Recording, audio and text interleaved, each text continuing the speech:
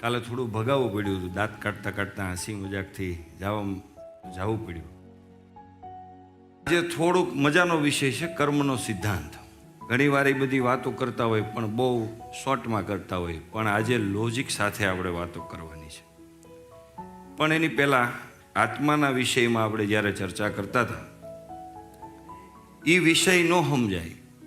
મારું સ્વરૂપ શું છે? મિની બ્રહ્માંડ, આપણું મિની બ્રહ્માંડ છે. આ ન સમજાય ત્યાં લગી આ બ્રહ્માંડ સમજાય એ ભ્રમ છે.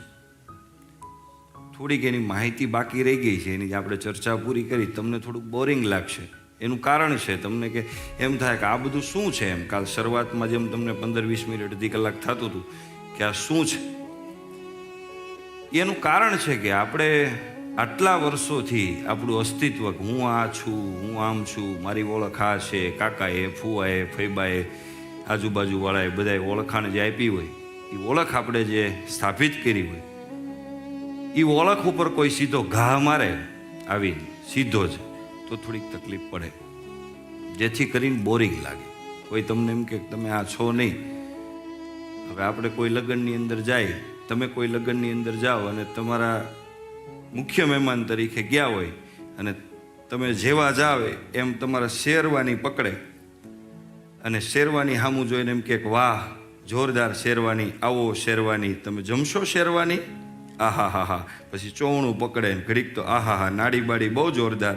પછી મોજડી પકડે ને શેરવાનીના વખા તમે આમ કેવું મને બોલ, અરે ભાઈ તું રહેવા. શેરવાની એટલે શેરવાની હો, બાકી જોરદાર શેરવાની એટલે શેરવાની. તો મગજ ફાટી જાય. શું કામ? કે હું આખે આખો ઊભો છું તો શેરવાની શું કરે છે? એમ શેરવાની છે ને એ શરીર છે અને આપણે છે એ આત્મા છે. આપણને આ જગતની અંદર દુઃખ એટલા માટે છે કે આપણે શરીરોના વિષયની અંદર સન્માન, આપણા મન બુદ્ધિ અહંકાર, જે ગઈકાલે અર્જુને પ્રશ્ન કર્યો ભગવાન કૃષ્ણને કે આ શરીર જડ છે, આત્મા ચેતન છે, તો આ દુઃખ શું કામ થાય? ત્યારે ભગવાન કૃષ્ણ કહે છે કે મન બુદ્ધિ અને અહંકાર નામનું સોફ્ટવેર છે, એ સોફ્ટવેરના કારણે દુઃખ થાય છે. એવી રીતે આપણે જે પણ કરીએ છીએ એ સોફ્ટવેરના માધ્યમથી કરીએ છીએ. રિયલ તત્વ શું છે આપણને ખબર છે. આપણા બાપા વૈયા ગયા, દાદા વૈયા ગયા, બધું મૂકીને જ વૈયા ગયા. અહીં પૃથ્વી ચક્રવર્તી રાજાઓ કેટલા બધા વૈયા ગયા. બધું જ્ઞાન છે, આપણને જ્ઞાન નથી એમ નથી. આપણે કાઠિયાવાડીના જ્ઞાન ન હોય, આપણે જ્ઞાનનો ભંડાર છે. આપણે રોડ ઉપર નીકળે ને તમને ગમે એ પૂછે કે મને આ બીમારી છે ને આ તકલીફ છે, બરાબર, એટલે કોઈ એમ કે મને ખબર નથી પડતી, સીધું સલાહનું લિસ્ટ ચાલુ થાય. એટલે તમે એમ કહો કે ભાઈ તારો આમાં કોઈ સહયોગ નહીં ભાઈ. આપણે એમ કે અમે અમેરિકા ન જોવાય, કેનેડા ન જોવાય, તું ગયો એ કે નહીં, વાત સાંભળી, બસ આ આપણી વાત છે. કે આ કાંઈ એવું નથી કે ચાઇનાની કે ઇન્ડિયાની આબાદી વધી છે, 150 કરોડ આત્મા ભગવાન પ્રોડક્શન કરે, એવી કોઈ વ્યવસ્થા ઉપર નથી. એ છે જ. એને એમાંય ન કહી શકાય કે આ બ્રહ્માંડ બન્યું ત્યારથી છે, એનો મતલબ તો એ ભૂતકાળ થઈ ગયો. નહીં, એ અસ્તિત્વમાં જ છે. જે દિવસનું આ સમષ્ટિ જગત છે તે દુનું છે. અને અહીંયા 3 વાતની ભગવાન ચોખવટ કરે છે કે જ્યારે અર્જુન એમ કહે છે કે સામે બધા મારા છે, હું એને મારીશ તો મરી જાહે, ત્યારે ભગવાન ચોખવટ કરે છે કે એવો કોઈ કાળ નહોતો, એવો કોઈ સમય જ નહોતો કે જ્યારે અર્જુન તું નહોતો. એવો કોઈ સમય જ નહોતો કે અર્જુન જ્યારે આ રાજાઓ નહોતા. 2 વાતની ચોખવટ કરે. કદાચ અર્જુનને એમ કે તું નહોતો, હાલો એની યારે ચર્ચા થાય, પણ રાજાની પણ સાથે કહે છે કે એવો કોઈ સમય નહોતો કે જ્યારે રાજાઓ નહોતા. અને ત્યાં અર્જુનને પ્રશ્ન થાય આને હું મારી નાખીશ તો આ નહીં વધે, ત્યારે ભગવાન એમ કહે છે એવો કોઈ સમય જ નહીં હોય કે જ્યારે આ લોકો નહીં હોય. એટલે આત્મા સચ્ચિદાનંદ છે, એ ક્યારેય મરતો નથી. પ્રશ્ન થાય કે હાલો આત્મા આત્મા આત્મા આત્મા કોઈ કાલના એ કરે છે તો આ હશે કેવો? સવાલ તો થાય ને, હશે કેવો? કેવો લાગતો હશે, કેવું રૂપ હશે? ભગવાન ગીતાની અંદર એની વ્યાખ્યા કરે છે. આત્માની સાઈઝ ભગવાન શ્લોક દ્વારા સમજાવે. હું તમને શુદ્ધ ગુજરાતી દેશીમાં કહું કે વાળ જે હોય એનો પોઈન્ટ જે આગળનો હોય એના 100 ભાગ કરવાના, વાળના આગળના અગ્રભાગના 100 ભાગ કરવાના. એ 100 ભાગના એક ભાગના 100 કરવાના. અને એ 10,000મો ભાગ આવે વાળનો આગળનો પોઈન્ટનો, એ આત્માની સાઈઝ. એ સાઈઝ બતાવી છે ભગવાને ગીતામાં કે આવડો આત્મા હોય છે. અને બીજી વસ્તુ કે પરમાત્મા તો આત્માથી પણ સૂક્ષ્મ છે. પરમાત્મા સૂક્ષ્મ છે અને વિરાટ પણ છે. સાહેબ, એ હિપ્પોપોટેમસ હોય ને એના હૃદયમાં પણ વાસ કરે, એની સાઈઝ એટલી જ હોય, અને કીડીમાં હોય એની સાઈઝ પણ એટલી જ. શરીરોની અંદર પરિવર્તન થાય છે દોસ્તો, આત્મા નથી બદલાતો. વૈજ્ઞાનિકો આ વાતને માનવા તૈયાર નહોતા પહેલા. એનું કારણ કે એ વિરોધ કરતા હતા, એક એક્ઝામ્પલથી વિરોધ કરતા હતા કે ભાઈ જ્યારે અળસિયાના 2 ભાગ કરો તો 2 ભાગ હાલવા માંડે, તો આત્મા એક છે તો 2 ભાગ હાલે શું કામ? આ રીતે એ લોકોનો વિરોધ હતો.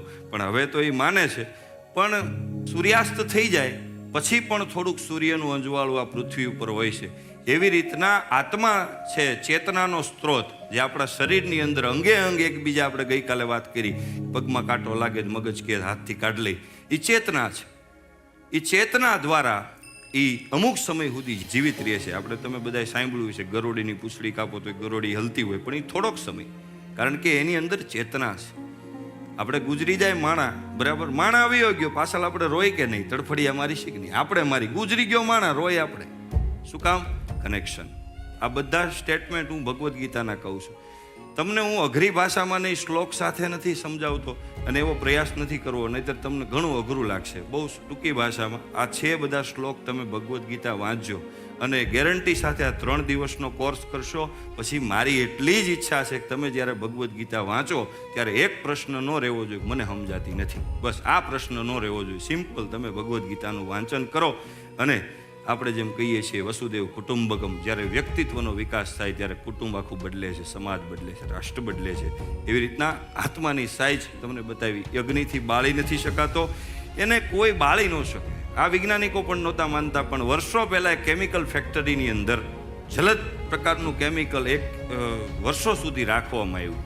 ઘણા વર્ષો થઈ ગયા પછી ફેક્ટરીના જે કાંઈ ઓનરો હતા એ કેમિકલ ખોલ્યું તો એની અંદર જીવાતું હતું. હવે એ કેમિકલ એવું કે એમાં ગમે એ વસ્તુ જાય એટલે સળગી જાય. તો પ્રશ્ન થયો કે આ જીવાતું શું કામ? અને જેવો કેમિકલનો નાશ કર્યો એ ભેગઈ એ જીવાતું મરી ગઈ. પછી શોધાણા કે ફાયર બેક્ટેરિયા. આ વાત ગીતામાં ભગવાને 5000 વર્ષ પહેલા અર્જુનને કીધી. બોલો, આપણે આના સ્ટેટમેન્ટ ઉપર ભરોસો નથી. કોક અમેરિકાનો માણા અને કોક વૈજ્ઞાનિક એમ કે આ સાચું, એટલે આપણે ઝંડો લઈને ફરી કે આ સાચું. જીન્સ પહેરવાની મનાઈ નથી, ઇંગ્લિશ બોલવાની મનાઈ નથી, કારણ કે એ ટેલેન્ટ તો હોવું જ જોઈએ. આપણો બંદો ગમે ત્યાં ઊભો રહેવો જોઈએ તો પિસ્તોલ જેવો હોવો જોઈએ, ક્યાંય પાછો ન પડવો જોઈએ. એના માટે બધી વસ્તુ કરવાની, પણ સાથે સાથે આપણું મૂળ શું છે, આપણી પરંપરા શું છે, એનો આપણે ખ્યાલ હોવો જોઈએ. આત્મા સનાતન છે, એ ક્યારેય મરતો નથી, એ ક્યારેય જન્મતો નથી, એનો કોઈ જન્મ નથી. તો પ્રશ્ન થાય કે આત્મા છે એ જ પરમાત્મા છે? આપણી એક બહુ જૂની વ્યાખ્યા કે આત્મા એ જ પરમાત્મા છે, એમ નહીં. 2 વસ્તુનું ચોખવટ કરે છે ભગવાન, કે આત્માથી સૂક્ષ્મ પરમાત્મા છે, તો અલગ થયા ને. હવે દાખલા તરીકે હું કામમાં હોય ને મારી બાજુ મારા મિત્ર ઊભા હોય, નિસર્ગભાઈ, મને ફોન કરે, મને કોઈ ફોન કરે એટલે હું ફોન આપી દઉં. એટલે કે બોલો ને શું કામ? કે ફલાણા ભાઈ બોલો, મારા પારસભાઈનું કામ. બોલો ને શું કામ છે? પણ એમ કહો ને, એટલે ભાઈ બોલો ને ભાઈ, કે મારા અંગત કામ છે. પણ બોલો ને ભાઈ સાહેબ, મારા અંગત કામ. અરે બોલો, અમે 2 એક જ છે. એણે શું કીધું? અમે 2 એક છે. તો હવે એક થઈ ગયા? એક નથી. ગુણ જુદા છે, ગુણમાં અલગ છે, આમ એક જ છે. એવી રીતના આપણે દરિયો હોય, એમાંથી આપણે પાણીનો ગ્લાસ લઈ લઈએ તો એ પાણીના ગ્લાસમાં એ પાણીને આપણે દરિયો નથી કહેતા, દરિયાનું જ ભલે લીધું. એવી રીતના આટલી માત્રામાં ભેદ છે. કર્મનો સિદ્ધાંત આપણે સમજીએ છીએ, પણ કોઈ દી આપણે સમજ્યા નહીં પુનર્જન્મ હોય કે ન હોય. ભારત વર્ષમાં તો કમસે કમ આ પ્રશ્ન ન થવો જોઈએ, કારણ કે અહીંયા ભૂવાને ડાકલા બહુ બધા છે. અહીં પ્રશ્ન ન થવો જોઈએ, કારણ કે 500 વર્ષ પહેલા દાદા ગુજરી ગયા હોય, એ પૈંડમાં આવે પાણી પીવું છે, અરે સોડા પાઈ દો આને જીવતા પહેલા, આ પાણી ન માગ્યું.